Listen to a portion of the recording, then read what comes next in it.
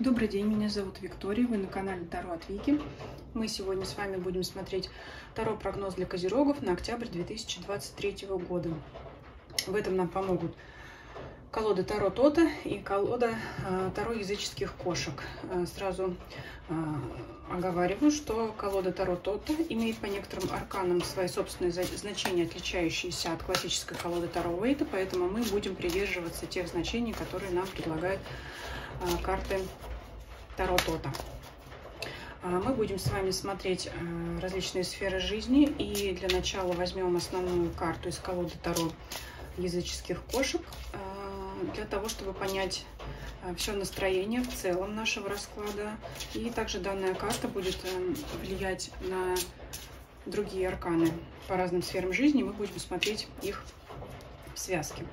Итак, что ожидает Козерогов в октябре 2023 года?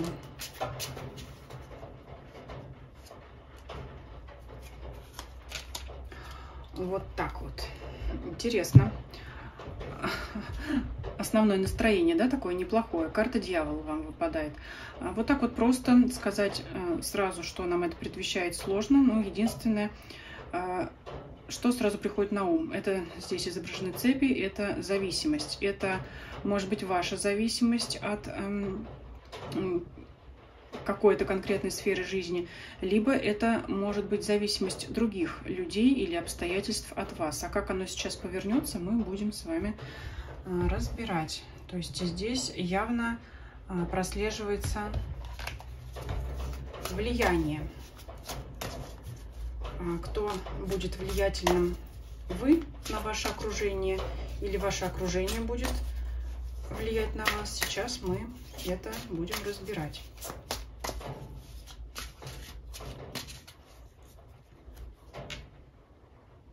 Кстати говоря, сейчас посмотрела на эту карту и вот к вам приближу. Я надеюсь, что вам видно хорошо. Напоминаю, что это колода Таро кошек. И вдруг у нас тут у кошек приделаны вот такие заячьи ушки. У одной кошки они стоят на макушке, у другой они висят, как, ну, может быть, даже как у собачки, да, вот это некоторое странное такое изображение, но это когда у нас дьявол все ставит с ног на голову, дьявол у нас кроется в детали очень важны. Мне пришла сразу на ум мысль такая, что могут люди вот здесь вот в вашей жизни меняться ролями. Они также могут вести себя по-разному, то есть могут говорить одно, а делать по-другому. То есть это вот как менять свое поведение в зависимости от ситуации, подстраиваться под ситуацию, да, вот быть зависимыми от обстоятельств. Это может быть приспособленчество как вас, так и других людей. То есть вести себя в зависимости от конкретной ситуации. Так, сферы жизни. Финансы, деньги, имущество. Вторая позиция — работа, карьера, бизнес. Третья позиция — любовь, семья. Четвертая позиция — здоровье, физическое и эмоциональное состояние. Окружение, ваши друзья и обстоятельства вокруг вас. Сразу прослеживается фигура королева дисков. Это как королева пентаклей, скорее всего. Это будет женщина стабильная, с достатком, и она, или вы на нее, как я уже сказала, сейчас будем смотреть, влиять на ход жизни, да. Итак, смотрим финансы, деньги, имущество. Двойка жезлов в данной колоде Тота, она отличается, как я уже сказала, от классической трактовки, это владение. То есть, что говорит эта карта? Денег вам достаточно для себя. Ну, сказать здесь, что вы зависимы от денег, ну, конечно, все мы в том или ином смысле зависимы от денег, но я сказала бы в данном случае, здесь вот еще у нас символы Марса и Овна, это знак, в данном случае здесь к вам он, можно сказать, так нарисовался, да, это характеристики Вот знаете, такого ощущения я могу себе это позволить. То есть, скорее всего, в данном ключе средств вам достаточно настолько, что от вас могут зависеть другие люди. То есть это не ваша зависимость от денег, это не когда вам денег не хватает. Это, скорее всего, когда вы можете помочь другому человеку. Ну, в связке с арканом дьяволом слово «помочь» оно не очень здесь подходит. Скорее всего, вы можете кого-то привязать к себе деньгами. Это люди, которые от вас зависят в денежном плане. Хорошо это или плохо? Ну, как я всегда говорю, в жизни всякое бывает. Но плюс здесь в том, что денег вам достаточно. Для некоторых это может быть излишнее увлечение деньгами. Это, знаете, как вот чахнуть над златом, да? Ну, может быть, чтобы немножко порадоваться, может быть, есть смысл как бы вот позволить себе это. Но в целом это все-таки говорит о том, что кто-то может попросить у вас помощи в деньгах, потому что здесь все-таки вы владеете деньгами, а зависеть от вас в этом могут другие люди. Могут кто-то элементарно, знаете, взаймы попросить. Это не обязательно всю жизнь жить за ваш счет, хотя может быть и такое. Но мы-то гадаем на октябрь, это вот означает, что могут просить у вас денег взаймы, финансовой помощи. Вторая позиция. Двойка мечей, опять же, отличается в классической трактовке, но мы смотрим по Таро Тота. Здесь это мир. Но вот опять перекрещенные сабли, да, это может быть перемирие с коллегами после некоторых разногласий, либо если вы там вели какие-то подковерные интриги, это, знаете, наступит такое временное перемирие. Можете, например, с одним коллегой дружить против третьего. Это вот что-то такого плана, потому что, ну, все-таки, согласитесь, перекрещенные мечи, это, наверное, как пословица, лучше худой мир, чем добрая война. Поэтому вот здесь это временное затишье, временное перемирие. Опять по связке с картой дьявола это может быть временное затишье с целью достижения каких-то поставленных задач, да, выполнения задач с целью там получения какого-то результата. То есть вот сейчас там, например, вы с коллегой с кем-то не очень хороших отношениях, может быть, кто-то даже враждует, но сейчас ради общего дела вы вынуждены вот сложить оружие и идти к общей цели. Здесь вы друг от друга зависите, я вот так вот скажу. Смотрим следующую сферу. Любовь и семья. Здесь выпадает такая хорошая карта со значением роскошь. Опять же, она отличается от классической трактовки. И здесь благоприятный период для отношений. Но опять в связке с дьяволом. Это любовная зависимость друг от друга. В чем плюс? В том, что она взаимная. В чем минус? В том, что все-таки это зависимость. Это могут быть постоянные мысли, знаете, день и ночь о вашем партнере, которые могут быть, ну, в ущерб вашим личным интересам, вашим личным увлечениям. Но это неплохо для вас в данный период. Это, в принципе, будет благоприятно. В целом еще можно эту карту трактовать как страсть. Это может быть страсть в отношениях, если вы находитесь в паре, в браке. Если вы ищете партнера, это активное желание найти кого-то, может быть, даже не для постоянных отношений. То есть это, ну, желание, так скажем, для кого-то может быть разовых встреч, разовых таких знакомств, общения, не постоянного знакомства, не серьезного знакомства. Но, тем не менее, это может быть такая, знаете, любовь с первого взгляда, но ненадолго для тех, кто вот ищет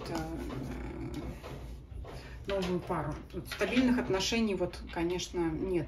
Ну, опять же, дьявол — это привязка, это может быть такой партнер, к которому вы привязаны, но он к вам нет, либо наоборот. Поэтому здесь вот аркан дьявол дает немножечко свой такой оттенок. Дальше сфера здоровья и состояния. Ну, вот хорошая карта выпадает, благосостояние. В целом положительная карта для здоровья, как физического, так и для вашего эмоционального состояния, настроения. В принципе, здесь все благоприятно, особенно если вы будете избегать вредных привычек, да. Ну, что тут еще может быть по дьяволу? Здесь только негатив пойдет, если будете перебарщивать с, ну, излишняя еда, излишний алкоголь и все такое прочее. То есть все будет хорошо, если только не решите где-то переборщить. Пятая позиция – это ваше окружение. Вот здесь у вас выпадает королева дисков, она же дама кубков. И давайте посмотрим, как она будет на вас влиять. Опять же, оговариваем, что этот человек либо зависимый от вас, либо тот человек, от которого зависите вы. Давайте посмотрим, что это за зависимость и что она даст, вообще на что она повлияет. Какая такая зависимость? Успех. Ну, смотрите, все-таки эта карта, я думаю, взаимного сотрудничества, которое сотрудничество должно привести к вашему общему успеху. Возможно, кстати говоря, это та самая коллега, с которой пришлось временное перемирие заключить. Вы зависите друг от друга, и ваша общая цель – это ваш общий успех. Либо, вы знаете, как вы можете добиться каждый своего успеха в отдельности, но чтобы его добиться, вы должны идти вместе. Здесь вот такого плана. И все-таки я склоняюсь больше к тому, что это коллега по работе. Ну, кстати, не исключено, что после этого ваши отношения наладятся, потому что если вам взаимовыгодно, да, опять помним про эти цепи, это взаимная выгода, это вот сцепка вот это идет, то тогда зачем враждовать? Нужно зарыть этот топор войны и дальше идти вместе и добиваться успеха. Так что, в принципе, вот положительная сторона может быть даже у аркана дьявола. Так, смотрим для вас совет, сюрприз, неожиданность месяца. Что у вас посоветуют? Ну, в принципе, знаете, можете уделить внимание романтической сфере вашей жизни. Несмотря на то, что она тут такая несколько несерьезная, но карта говорит о том, что, наверное, пришла пора уделить внимание этой сфере вашей жизни. Да? То есть в стабильных отношениях, либо не в стабильных, это вам даст силы, энергии, как бы вы там немножко отдохнете от работы. Либо, знаете, ищите баланс. Все-таки у вас здесь карты говорят о работе, о карьере. Довольно значительный упор у вас на эту сферу жизни, тогда соблюдайте и баланс, чтобы и романтическая сторона не страдала. Неожиданность приятная. Возможно, исполнение желания, вашей мечты. Не скажу, что прям заветные мечты всей вашей жизни, хотя и такое может быть, но это может быть приятное удивление того, о чем вы мечтали.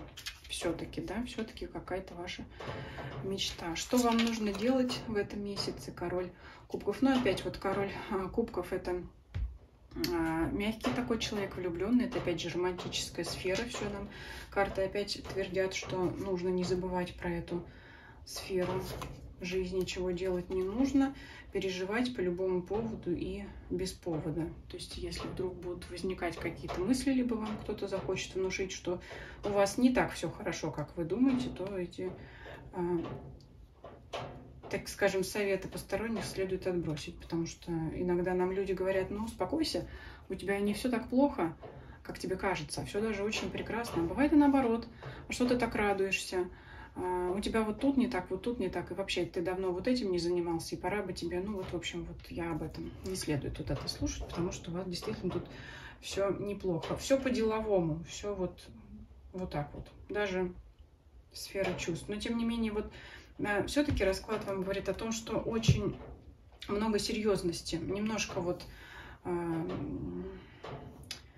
надо проявить романтические свои стороны характера, немножечко вот поискать, да, быть помягче с партнером, самому быть или самой быть помягче, где-то проявить больше тепла к партнеру. Ну и все-таки,